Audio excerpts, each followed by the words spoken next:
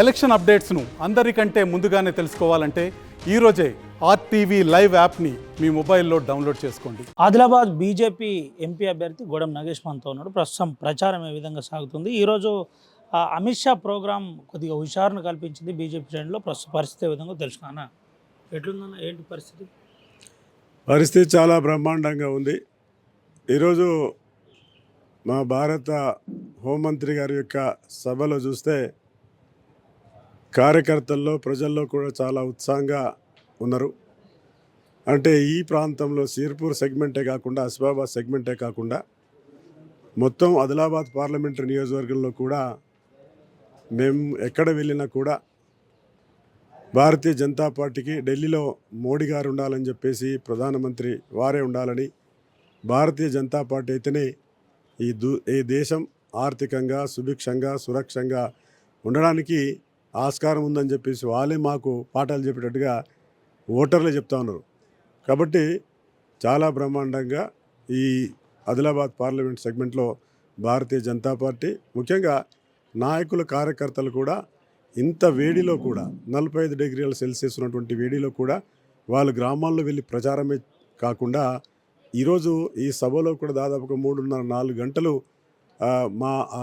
ఎందుకంటే మా నాయకుని కోసం వాళ్ళు వేచి ఉండడమే కాకుండా మరి అన్ని గంటలు ఎక్కడ విసుగు చెందకుండా ఉండి మరి వారు చెప్పినటువంటి మాటల్ని శ్రద్ధగా విని మంచి రెస్పాన్స్ని ఇచ్చారు.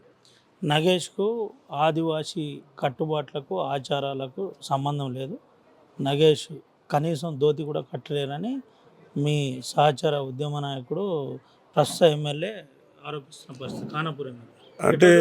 అంటే ధోతి కడితేనే ఆదివాసులు అంటారా? ఇంకా ధోతి కట్టిలు ఇంకా గోచీలతో ఉండమంటారా?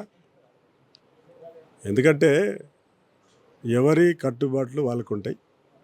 ఎట్టి పరిస్థితుల్లో మేము మా ఆదివాసీ సంస్కృతిని సాంప్రదాయాల్ని ఎప్పటి కూడా మేము దాన్ని ఆచరిస్తూనే ఉంటాం. కానీ అంటే బహిరంగంగా ఏదో చేయడానికి కాదు కదా, అది వాళ్ళ విఘ్నత వదిలేస్తా.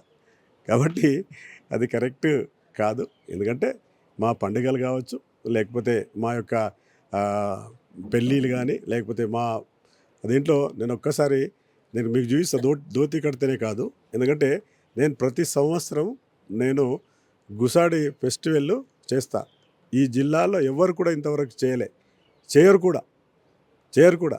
గతంలో 3-4-5 సంవత్సరాల కింద ఒక ఆయన చేశాడు, ఫెయిల్ అయిపోయాడు. ఇంకా నేను దాదాపుగా 8-9 సంవత్సరాల నుంచి గుసాడి ఫెస్టివల్ మా విలేజ్లో చేస్తా. ఈ జిల్లాలో ఎవరు చేయలేరు.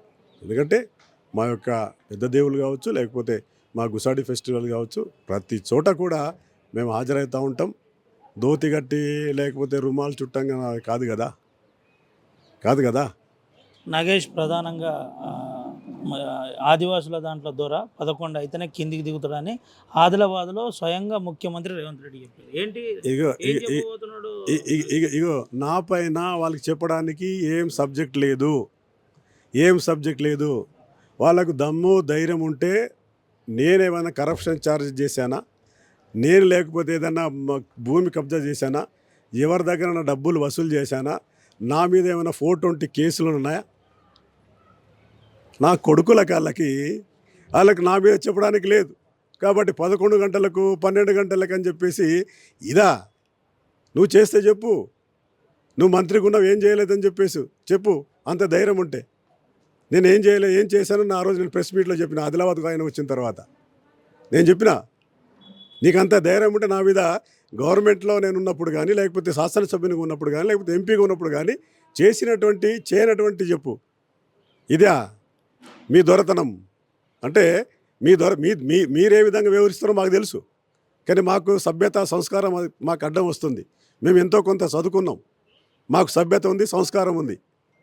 కానీ ఇలాంటి చిల్లర మాటల ఈ చిల్లర గాళ్ళకి నేను పట్టించుకోలే. ప్రధానంగా ఒక విషయం చెప్పండి అన్న, గతంలో మాజీ మంత్రిగా చేశారు, ఎంపీగా చేశారు, సుదీర్ఘమైన రాజకీయ కుటుంబం మీద ఎట్లుంది? ప్రస్తుత రాజకీయాలు ఎట్లున్నాయి అసలు? అంటే జమీన్ ఆస్మాన్ ఫరక్ అంటారు చూడు, ఆ విధంగా ఉంది. అయినా ఈరోజు అందరితో కలిసి వాళ్ళందరూ కూడా చాలా కలుపుగోలుగా వెళ్తూ ఉన్నారు. మరీ ముఖ్యంగా ఈరోజు భారతీయ జనతా పార్టీలో యువగలం కూడా వచ్చింది.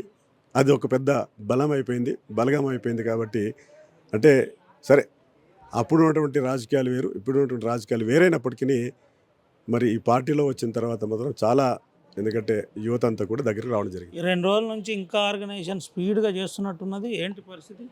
ఎట్లుంది రెస్పాన్స్ ప్రజల నుంచి? అంటే ఎలక్షన్స్ స్పీడ్ పెంచారు. ఎలక్షన్స్ అంటేనే అంటే ఒక ప్రణాళికబద్ధంగా వెళ్ళాలి. ప్రణాళిక లేకుంటే హాయ్ హాయ్ పాయ్ పాయ్ అంటే కుదరదు. ప్రణాళికబద్ధంగా ఏ విధంగా స్టార్ట్ చేయాలి, ఏ విధంగా దాన్ని ఒక పద్ధతి ప్రకారం తీసుకెళ్ళాలి, ఎలక్షన్ దగ్గర వచ్చిన తర్వాత ఏం చేయాలి, ఎలక్షన్ ఇంకా దగ్గర ఏం చేయాలి, అవన్నీ ప్లాన్ పద్ధతి ప్రకారంగా, అంటే మేమే కాదు, మా పార్టీ కాదు, ప్రతి పార్టీ చేసేది అది. దానికి పెద్ద కొత్త ఏం కాదు అది. వరుసగా కాంగ్రెస్ పార్టీ ప్రధాన నాయకులు ఈరోజు అటు రాహుల్ గాంధీ వచ్చిండ్రు, మీ సీఎం కమ్యూనిటీకి చెందిన సీతక్క ఇక్కడే ఉంది, ఆర్గనైజేషన్ చేస్తుంది, అన్ని తెగలను పార్టీలో చేర్చుకుంటుంది. దీనివల్ల ఏమైనా ఇబ్బంది ఉండబోతుందా? వాళ్ళకి ఎవరు లేరు.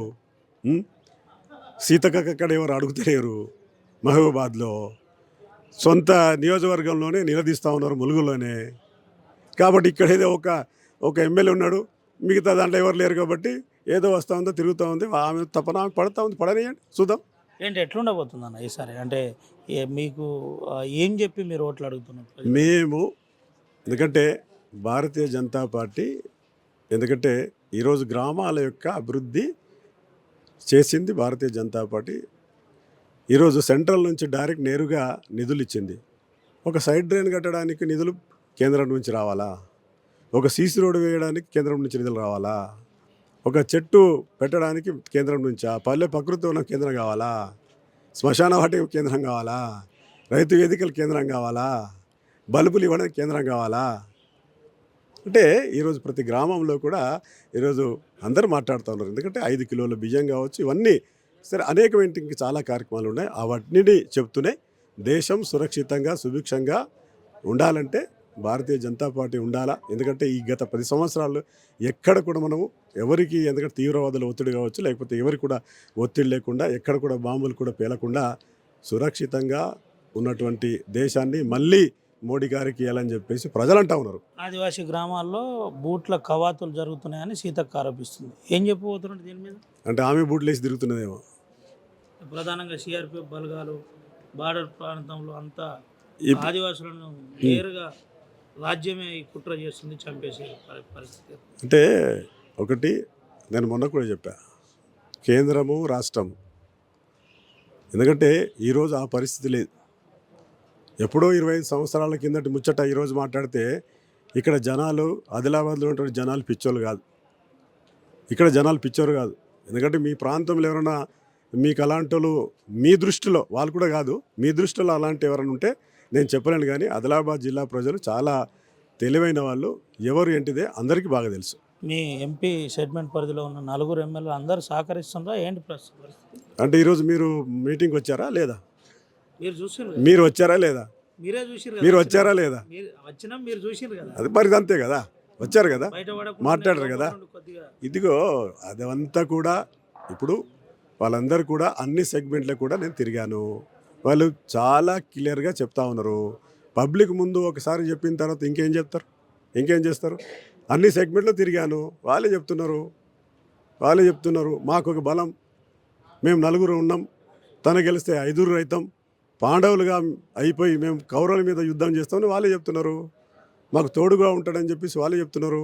ఇక్కడ ఎందుకంటే మనం ఢిల్లీ నుంచి, కేంద్ర ప్రభుత్వం నుంచి డబ్బులు తీసుకురావడం మనకి ఎంపీ అవసరం అని చెప్తా ఉన్నారు. అంతకంటే ఇంకేం కావాలి? మీకేమైనా డౌట్ ఉండొచ్చు, కానీ మాకు డౌట్ లేదు, ప్రజలకు డౌట్ లేదు. ఏంటన్నా అంటే మీరు ఏం చెప్తున్నారు? ప్రధానంగా చివరిగా చెప్తున్నారు, ఏం చెప్పబోతున్నారు? చివరిగా చెప్పేది లేదు. భారతీయ జనతా పార్టీ ఈ ఆదిలాబాద్ సెగ్మెంట్ని 100% మేము విజయం సాధించబోతున్నాం. రైట్ అండి, థ్యాంక్ యూ. ఇది పరిస్థితి.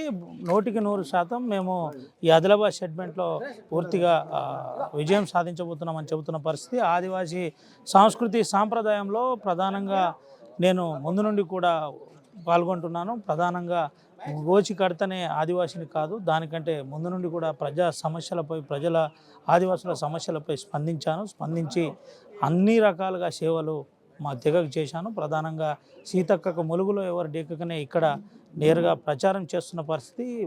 ఎవరు ఏది చేసినా ఖచ్చితంగా బీజేపీ ఇక్కడ గెలుస్తుందని చెబుతున్న పరిస్థితి కనబడుతుంది. కెమెరా సుమంతో రవినాయక్, RTV, ఆదిలాబాద్. ఏవిరా బిడ్డ ఇదేనా రావడం? అవుకాక గదేంది మీరు ఓట్లేనికి పోలే?